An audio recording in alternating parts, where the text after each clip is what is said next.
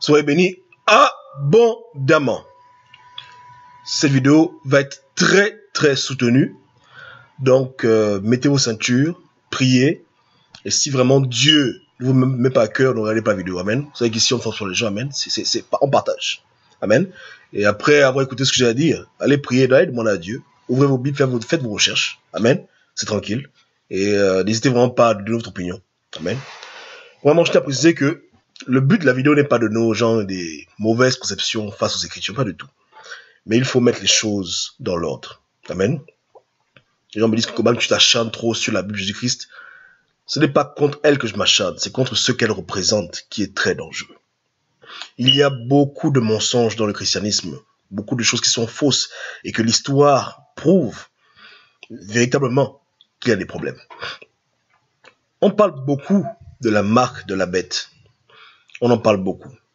Et je sais de par mes recherches qu'il existe plusieurs marques de la bête, dont une que peu de gens arrivent à discerner. La marque de la bête, c'est une marque spirituelle, mais qui peut avoir des répercussions physiques. C'est-à-dire, c'est un engagement conscient dans une chose qui est mauvaise. Et pour beaucoup de gens, souvent inconsciemment. À l'époque, dans les Écritures, la première marque de la bête que l'on enregistre parmi les enfants d'Israël, c'était le veau d'or. L'or a été créé par Dieu. Le veau est bel et bien un animal que Dieu a créé. Mais lorsque on fait une représentation d'un veau en or avec l'intention de l'adorer, c'est ce que Dieu ne veut pas. Faire un veau en or, il n'y a pas de problème. Mais lorsque tu commences à adorer ce veau en or, c'est cela que Dieu refuse. Donc le péché est très subtil souvent. Il faut arriver à le discerner. Traduire une Bible, il n'y a pas de problème. Mais ne l'appelle pas Bible de Jésus-Christ. Donne-la un autre nom. Amen. Au niveau de la marque de la bête contemporaine, il y en a plusieurs. Et une des marques de la bête les plus efficaces, malheureusement, c'est la Bible protestante. Et je précise que je ne suis pas catholique. Je ne suis pas orthodoxe. Je ne suis pas coptique. Je suis juste un enfant de Dieu. Je lis ma Bible. Amen. Mais je ne suis pas contre les protestants. Pas du tout. Encore moins pour les catholiques. Mais il faut dire la vérité maintenant. La réforme a eu du bien. Il y a eu du mal. C'est tranquille. Amen. Mais lorsque vous-même vous lisez les Écritures et que vous vous rendez compte qu'on vous parle d'un chiffre clé, 666, c'est-à-dire que 666, ce chiffre-là, 6666, et qu'on s'assoit et qu'on voit ce qui se passe aujourd'hui dans les milieux chrétiens avec ce qu'on appelle, entre parenthèses, la Bible protestante, il y a un problème. Ce n'est pas une coïncidence si la Bible protestante a délibérément 66 livres exactement. Et ce n'est pas encore une coïncidence si l'homme a été créé le 6e jour. La Bible protestante est le produit pur et dur de la franc-maçonnerie. Ce ne sont pas eux qui ont écrit les textes originaux. Ce ne sont pas eux qui ont inventé la parole de Dieu, les Écritures. Non, pas du tout. Mais c'est leur manipulation. Ce sont eux qui sont derrière les concepts comme Sola Scriptura et comme les autres Sola qu'a énoncé Martin Luther King, qui lui-même était un pratiquant maçonnique et un rosicrucien. Donc, le père des protestants lui-même était un franc-maçon et un rosicrucien. Et lorsqu'ils ont fait leur désordre d'enfermer Dieu dans un livre, de garder les gens captifs dans leur sélection à eux, des Écritures, selon leur point de vue à eux, parce que lorsque Martin Luther s'est assis pour décider avec ses frères quel livre était inspiré et quel livre n'était pas inspiré, ce n'était pas à la base d'un passage biblique ou d'une prophétie, c'était selon sa propre analyse à lui. Et pendant 12 ans, il n'a pas voulu considérer le livre d'Apocalypse comme un livre inspiré. Pour lui, c'était des bêtises, ainsi que la lettre des Hébreux, de Jacques, etc., etc. Bon, bref, il jouait les dieux avec les Écritures. Il faisait ce qu'il voulait.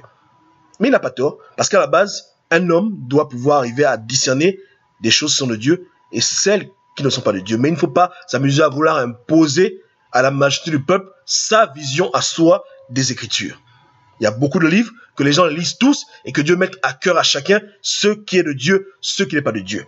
Mais lorsqu'ils sont venus avec leur hérésie de Sola Scriptura et qu'ils ont enfermé Dieu dans 66 livres et que Apocalypse nous parle bien d'une marque de la bête 666 et qu'on comprend que l'homme complète les Écritures, et que les Écritures elles-mêmes ne se lisent pas. Il faut qu'un homme prenne sa Bible et la lise.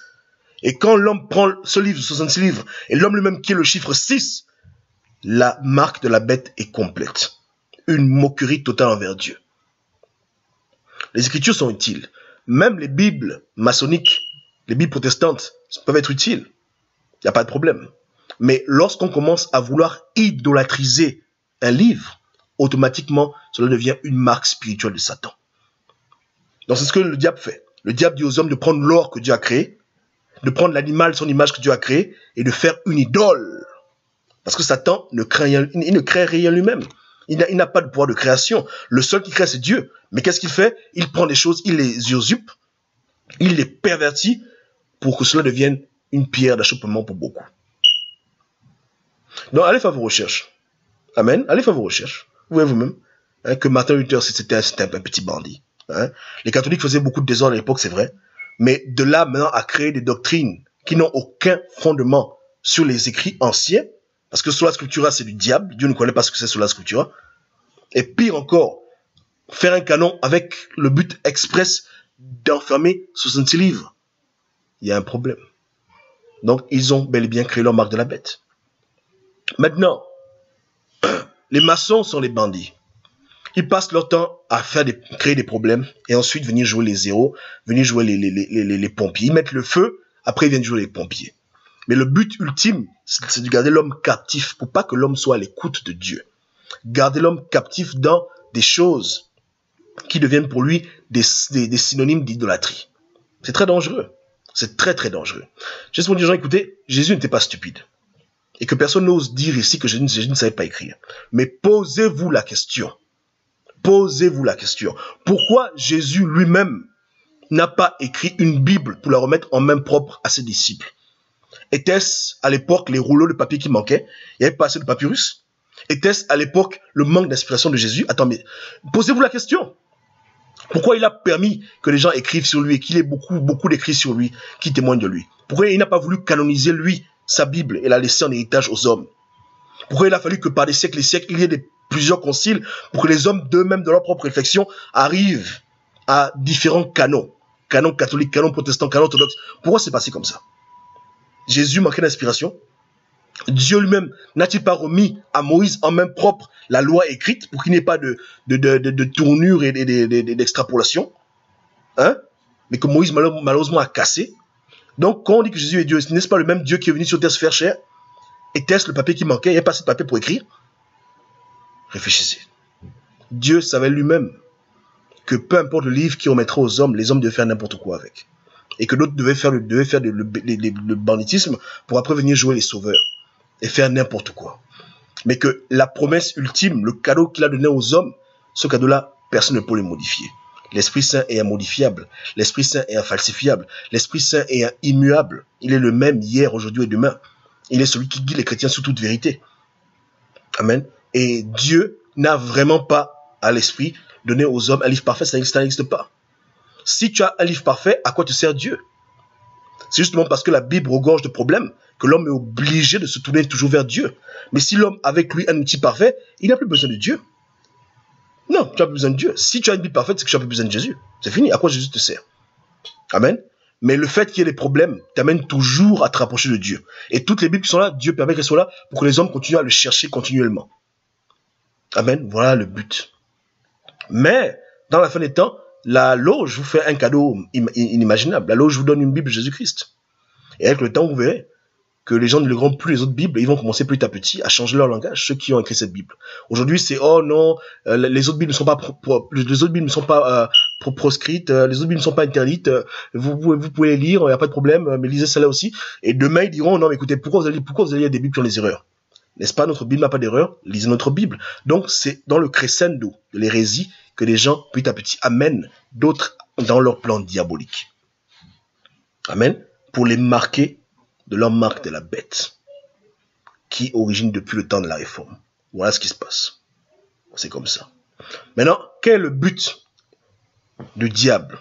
Lorsque Satan veut absolument que les chrétiens aient chacun dans leur maison une Bible, parce que c'est Satan qui le veut, c'est pas Dieu. Satan qui donne aux gens les moyens pour le faire. C'est pour une raison simple. Lorsque les chrétiens seront tellement idolâtres de ce livre, seront tellement accrochés à leur Bible qu'ils ne pourront même plus s'en séparer. Amen. Le diable va simplement les leur retirer et ils seront perdus à jamais. Voilà le plan de Satan.